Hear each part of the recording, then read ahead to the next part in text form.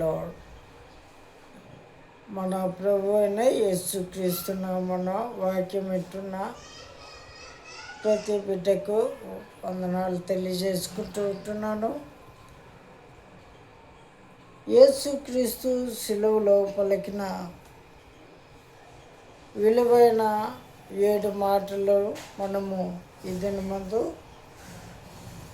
విని వాటి ప్రకారము మన హృదయాలను సరిచూసుకొని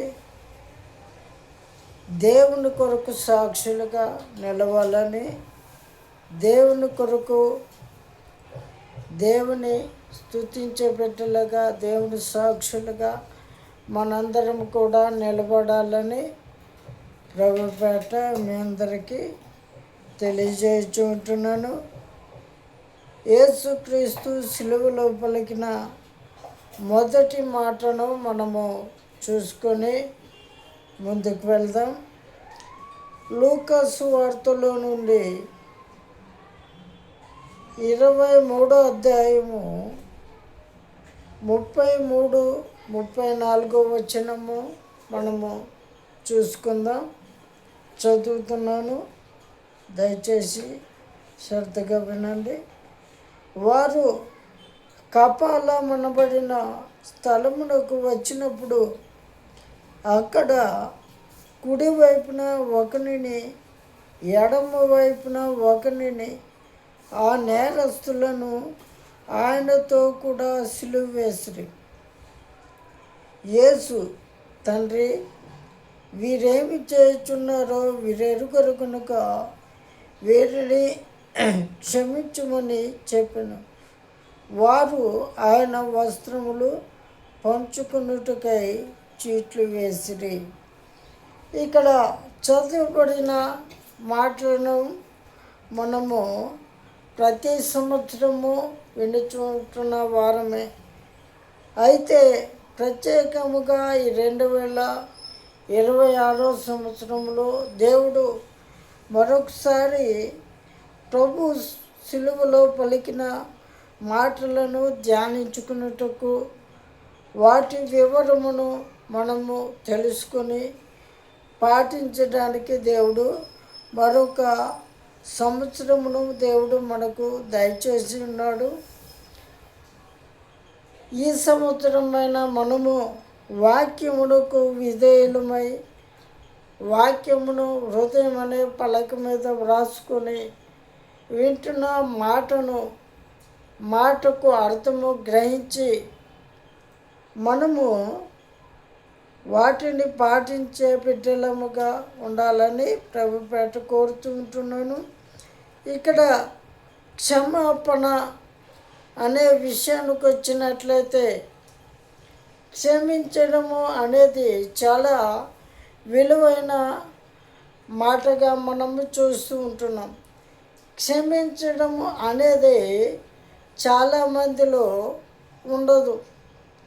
అది పిల్లలు కావచ్చు, ఇరుగు పొరుగు వారు కావచ్చు, భర్త కావచ్చు, ఎవరైనా సరే వారి ఎడల ఏదన్నా పాపం చేసి ఉన్నప్పుడు, ఏదన్నా తప్పు చేసి ఉన్నప్పుడు వాటిని క్షమించకుండా వాటిని మనసులో పెట్టుకొని ఎన్నో సంవత్సరాలు వాటిని మనము కంటిన్యూ చేస్తూ వారితో మాట్లాడకుండా, వారిని క్షమించకుండా, వారు ఎదురుపడితే తల వంచుకొని వారిని ఎప్పుడు చంపాలా అన్న పగ మన హృదయంలో రగిలిపోతూ ఉంటుంది. అటువంటి మనకు దేవుడు సిలువలో చూపిస్తూ ఉంటున్నాడు, మార్గాన్ని చూపిస్తూ ఉంటున్నాడు. దేవుడు చెబుతూ ఉంటున్నాడు. మత్తయి సువార్త 5వ అధ్యాయము 44వ వచనములో దేవుడు చెబుతున్న చక్కని మాటను మనము గమనించగలిగినట్లయితే చెబుతూ ఉంటున్నాడు కదా, నీ నేను మీతో చెప్పినదేమనగా, మీరు పరలోకమందున మీ తండ్రికి కుమారులై ఉంటున్నట్లు మీ శత్రువులను ప్రేమించుడి, మిమ్మల్ని హింసించి వారి కొరకు ప్రార్థన చేయడి.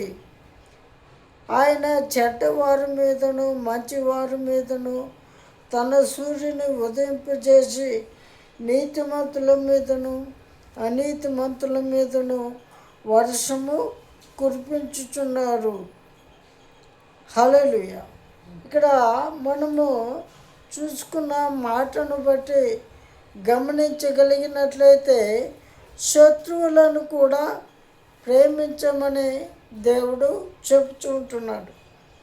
శత్రువులను ప్రేమించడం, అసలు ప్రేమించడమే, అసలు క్షమించడమే మనకు చాలా కష్టమైతే, అటువంటిది దేవుడు చెబుతుంటున్నాడు కదా, శత్రువులను ప్రేమించండి, మిమ్మల్ని హింసిస్తున్న వారి కొరకు ప్రార్థన చేయండి అని దేవుడు సెలవిస్తూ ఉంటున్నాడు.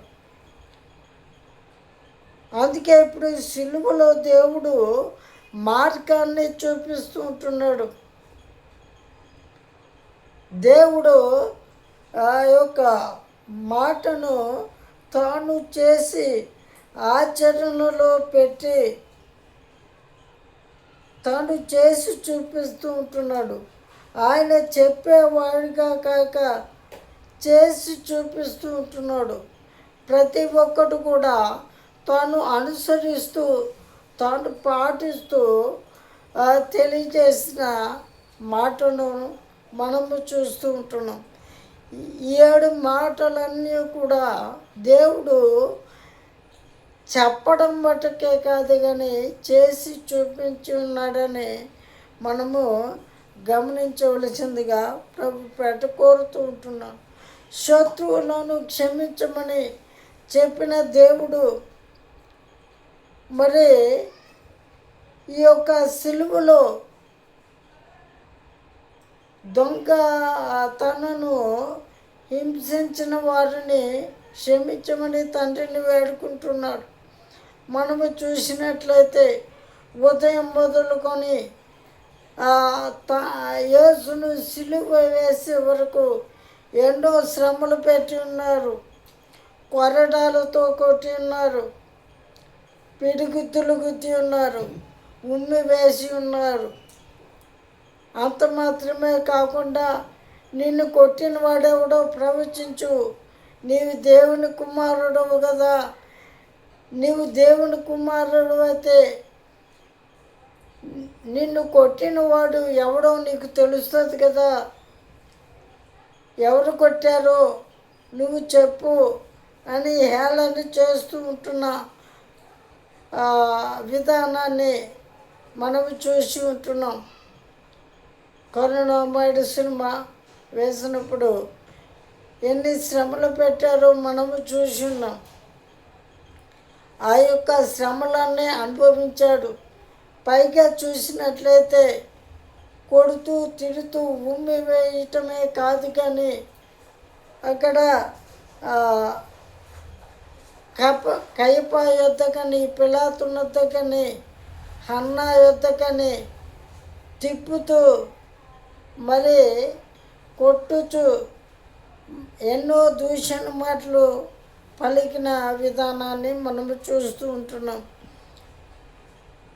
ఎన్నో నేరాలు మోపారు, తప్పుడు నేరాలు, తప్పుడు సాక్ష్యాలు, అబద్ధపు సాక్ష్యాలు దేవుని మీద వేసి, యేసు ప్రభుల మీద వేసి అన్యాయముగా సిలువ శిక్షకు దేవుని గురి చేసి ఆయన మీద సిలువ భారాన్ని మోపి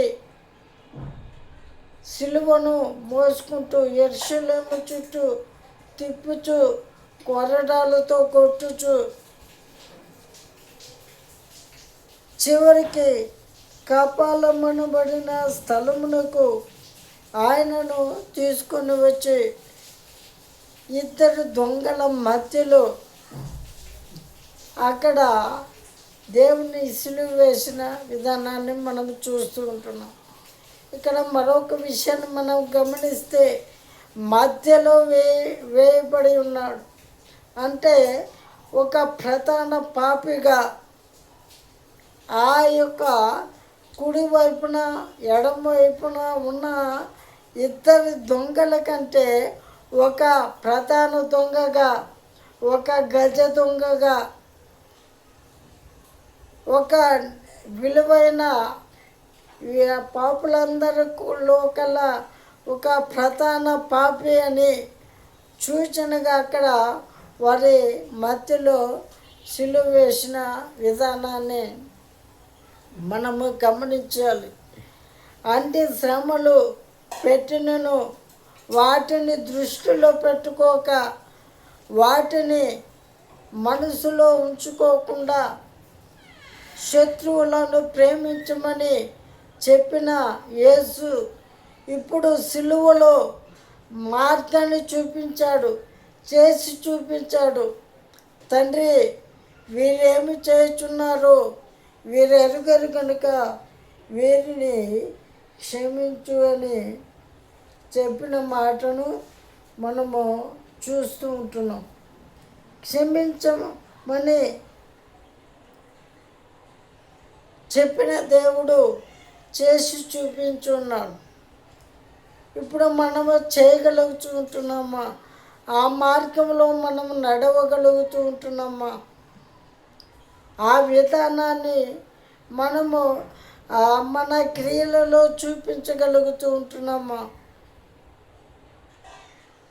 క్రీస్తు యేసును ధరించిన వారు, క్రీస్తు యేసును ధరించిన వారు క్రీస్తును పోలి నడవాలని, క్రీస్తు ఏ విధంగా జీవించి ఉన్నాడో ఆయనకు మాదిరిగా జీవించాలని మార్గాన్ని చూపించున్నాడు.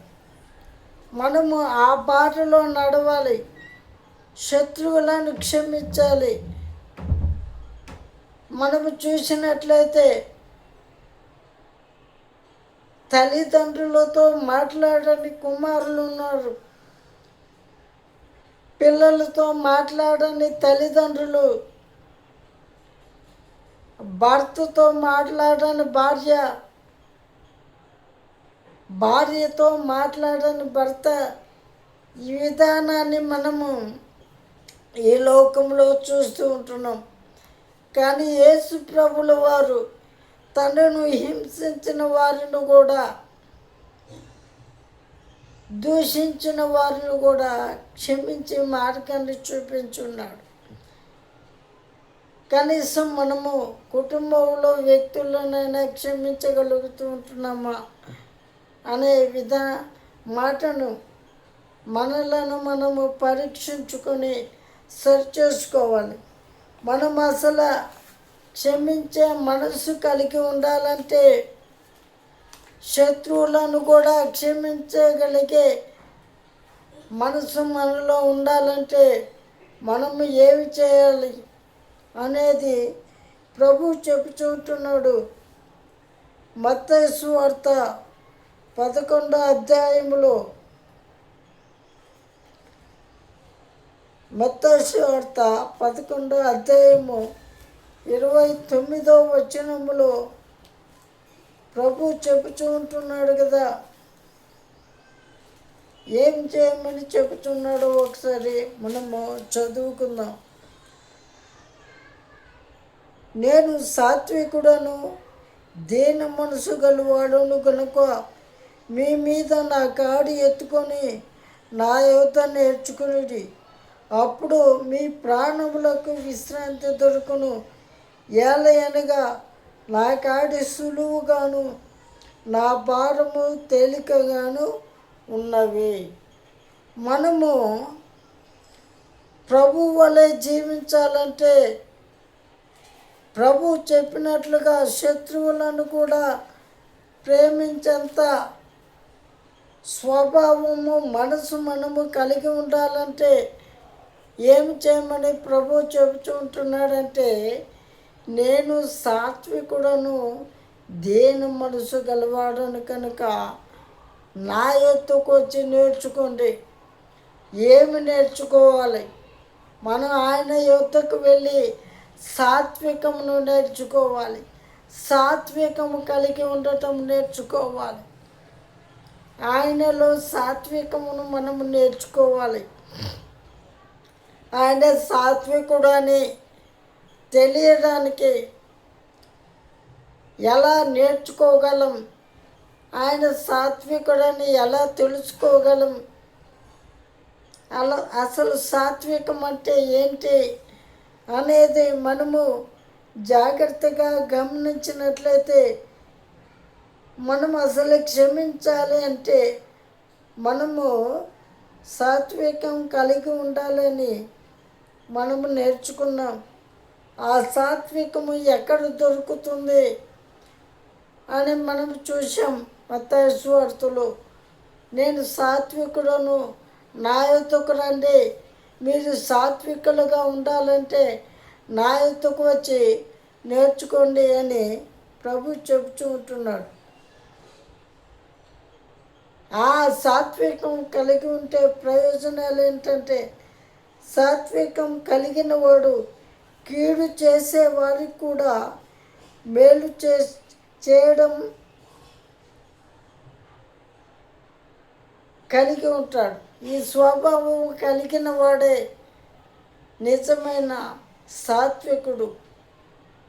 ఎందుకంటే మనము చూస్తూ ఉంటున్నాం మత్తయి సువార్తలోనే ఆయనను కొట్టారు,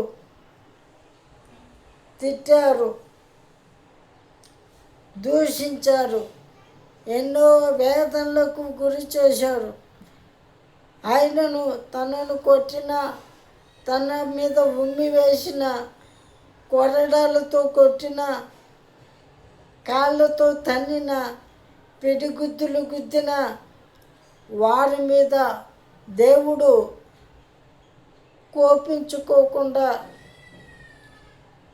వారిని దూషించకుండా, వారి మేలు కొరకు తండ్రి వీరేమి చేస్తున్నారో వీరు ఎరుగరు కనుక వీరిని క్షమించు, వీరికి సమయం ఇస్తే మారుతారు, మనతో కలిసి రాజ్యంలో ఉంటారు, వారికి సమయం ఇవ్వండి అన్నట్లుగా శత్రువుల మేలు కొరకు తనకు కీడు చేసిన వారి మేలు కొరకు తండ్రిని వేడుకుంటున్నాడు. హల్లెలూయా. కాబట్టి మనము కూడా ఈ యొక్క సాత్వికము ప్రభువు దగ్గరకు వెళ్ళి నేర్చుకోవాలి. మనలో చాలామంది ఇంచుమించుగా మనందరము కూడా తాత ముత్తాతల కానించి దేవుని కృప ఎరిగిన వారమే, దేవునిలో ఎలా ఉండాలో గుర్తెరిగిన వారమే. మనము సంవత్సరాలుగా దేవుని ఎత్తుకు వచ్చుచున్న వారమే. ఆయనను ప్రభు దగ్గర మనం ఏమి నేర్చుకున్నాం? సాత్వికం కలిగి ఉండటం నేర్చుకున్నామా? శత్రువులను కూడా క్షమించగలగడం నేర్చుకున్నామా? అందరికీ మన ప్రేమను సమానముగా పంచగలుగుతూ ఉంటున్నామా? దేవుడు చెబుతుంటున్నాడు, చదువుకున్న మత్తయి సువార్త 5వ అధ్యాయంలో, ఆయన నీతిమంతుల మీదను అనీతిమంతుల మీదను సూర్యుని ఉదయింపజేసి వర్షమును తేడా లేకుండా కురిపించుచున్నాడు. మనం ఆ విధంగా అందరినీ ఒకే విధంగా చూడగలుగుతూ ఉంటున్నామా అనేది మనము చాలా జాగ్రత్తగా గమనించవలసిన బదులమై ఉంటున్నాం. ఆ స్థితి కలిగిన మరొక వ్యక్తిని మనము చూసినట్లయితే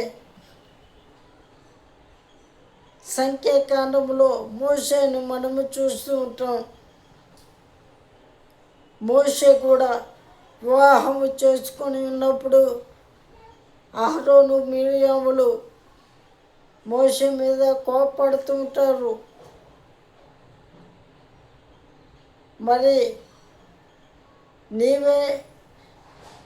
నీతోనే దేవుడు మాట్లాడతారా, మేము మాట్లాడలేమో, మాతో మాట్లాడా అన్నట్లు ఎన్నో మాటలు మాట్లాడి ఉండొచ్చు. ఆయనను వారి మీద గర్వ హృదయుడై ఉండలేదు. సాత్వికం కలిగి వారిని క్షమించి వారి కొరకు ప్రార్థించాడు. వారిని మరి మోసే ఏమనకపోయినా దేవుడు వారిని మొత్తి కుష్టు వ్యాధిని మిరియాము కలిగించినప్పుడు మిరియాము కొరకు మోసే ప్రార్థిస్తున్నాడు. అయ్యా, ఆమెను క్షమించు,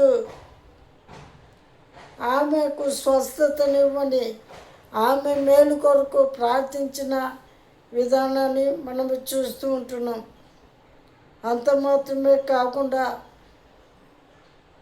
మనము ఎక్కడ కోప్పడాలో ఎక్కడ కోప్పడకూడదు కూడా నేర్చుకోవాలి. కోపంలో 2 రకాలు. క్షమించగలిగిన కోపం ఉంది, క్షమాపణ లేని కోపం ఉంది. ఏంటదంటే, దేవుని పిల్లలకు అన్యాయం జరుగుతుందంటే అక్కడ మనము కోపడకపోతే సాత్వికులము కాదు. మన విషయంలో, మన కుటుంబ విషయంలో ఏమన్నా కార్యాలు జరిగినా, ఎవరన్నా దూషించినా కోపడుతూ ఉంటాం.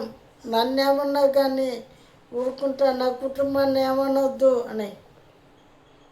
అటువంటి కోపము క్షమించరాని కోపం. కనుక మనం అటువంటి విషయంలో జాగ్రత్త కలిగి ఉండాలి.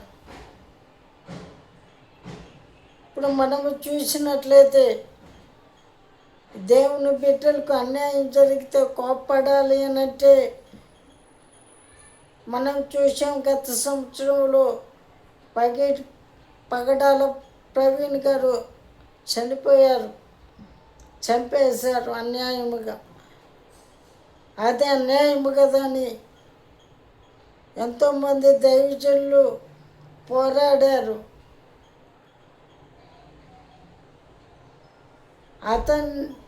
అన్నను చంపిన వారిని చంపాలన్నంత పగ పట్టి ఉన్నారు.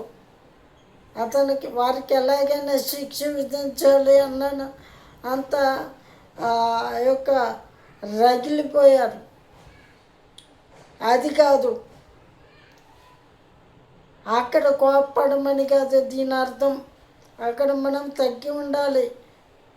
ఎందుకంటే నీతి నిమిత్తం హింసింపబడు వారు ధన్యులు, సంతోషించి ఆనందించండి అని దేవుడు మత్తయి సువార్త 5వ అధ్యాయంలో చెబుతూ ఉంటాడు. కనుక ఆ విషయంలో కాదు మనం పోరాడాల్సి ఉంది. మనం ఆదివారం జరిపించుకున్నాం. యేసు ప్రభుల వారు యెరూషలేము దేవాలయంలో క్రయ విక్రయంలో జరుగుతూ ఉండట చూసి కోప్పడ్డాడు. అంటే అక్కడ దేవుని బిడ్డలకు అన్యాయం జరుగుతుంది. వ్యర్థమైన పావురాలు అమ్మి వీటి వలన పాప విమోచన కలుగుతుందని దుర్వ్యాపారాలు చేస్తున్నారు. ఇటువంటి అబద్ధ బోధలు ఈ యొక్క దినాల్లో కూడా జరుగుతున్నాయి. ఆ అబద్ధ బోధలను బట్టి మనం కోప్పడాలి. వచ్చుతున్న హింసలను బట్టి కాదు, హింసలు ఎందుకు సంతోషించాలి. కానీ అన్యాయమైన దొంగ బోధ జరుగుతూ ఉంటున్నది, అబద్ధ బోధ జరుగుతున్నది, విశ్వాసులు పాడైపోతూ ఉంటున్నారు అన్న కాడ మనము కోప్పడే బిడ్డలముగా ఉండాలి. కనుక ఇటువంటి విషయాలు మనము జాగ్రత్త కలిగి ఉండాలి. మరికొన్ని మాటలు చెప్పుకొని మనం ముగించుకుందాం. అడగకపోయినా క్షమించడం అనేది మనము చూసినట్లయితే ఈ యొక్క క్షమించడం అనేది, అడగకపోయినా క్షమించడం అనేది కూడా పాత నిబంధన నుండి కూడా ఈ యొక్క క్షమాపణ అనేది జరుగుతూ ఉంటున్నది. ఆది కాండములో చూస్తూ ఉంటాం, అవ్వ ఆదాములు దేవుని మాటకు అవిధేయత చూపించి తినవద్దన్న పండు తిని, దేవుడు తినవద్దన్న పండు తిన్నావా అని అడిగినప్పుడు, నీవు నాకు ఇచ్చిన స్త్రీ వాటిలో కొన్ని ఇవ్వగా తిన్నాను అని చెప్పాడే, కానీ ఏదో పొరపాటును తిన్నాను క్షమించమని అడగలేదు అక్కడ. అయినా ఆ పరిస్థితిలో ఏదోను తోటలో నుండి వెలివేసాడే, కానీ వారిని అనాథలుగా వదిలేయలేదు. వారి మేలు కోరి వారికి చర్మపు చొక్కాయలు కుట్టించి, వారిని బట్టి భూలోకమంతా శపింపబడి ఉన్నది గనక, లోకమును ఎంతో ప్రేమించిన దేవుడు లోకం మేలు కొరకు తన ప్రియ కుమారుడైన యేసుక్రీస్తును లోకమునకు పంపించి, లోక భారమును మోసుకొని వెళ్ళే ఒక గొర్రె పిల్లగా తన ప్రియ కుమారుని పంపించి పాప విమోచన కలిగించి దేవునితో సమాధానము కలిగించాడు. దేవుని స్వరూపాన్ని మనలో కలిగించాడు. అలాగే జల ప్రళయం వచ్చినప్పుడు దేవుడు లోకంలో నరులను చేసినందుకు నేను హృదయం నొచ్చుకొని ఉన్నాను, భూలోకమంతటిని నాశనం చేస్తానని జల ప్రళయం పంపించి నాశనం చేశాడు. ఆ యొక్క నోవాహును తన కుటుంబాన్ని తప్ప అందరినీ నాశనం చేసి ఉన్నాడు. తర్వాత పశ్చాత్తాపుడై వారిని క్షమించి, ఇక నేను భూలోకమును నాశనం చేయను, భూమి మీదకి ఇటువంటి ఉగ్రత రప్పించను అని మరలా ఒక భూమి మీద మనుషులను ఉద్భవింపజేసి ఆ యొక్క లోతు కుటుంబం ద్వారా క్షమించిన విధానాన్ని మనం చూస్తూ ఉంటున్నాం. అలాగే నినివే పట్టణస్థులు దోషులుగా ఉంటున్నప్పుడు యోనా ప్రవక్తను పంపించి వారు పశ్చాత్తపడినప్పుడు వారిని క్షమించి వారికి రావాల్సిన ఉగ్రత నుండి తప్పించున్నాడు. కనుక క్షమాపణ అనేది విలువైనది కనుక క్షమించే మనసు కలిగి ప్రభు దగ్గరికి వెళ్తున్న మనము సాత్వికం మనసు నాకు దయచేయండి, శత్రువులను ప్రేమించగలిగే అంత మనసు నాకు దయచేయమని దేవునికి ప్రార్థించే బిడ్డలముగా ఉండాలని ప్రభు పెట్టకూడదు. ఈ మాటను ఈ సంవత్సరము దేవుడు మన యందు నెరవేర్చునుగాక. ఆమేన్, ఆమేన్, ఆమేన్.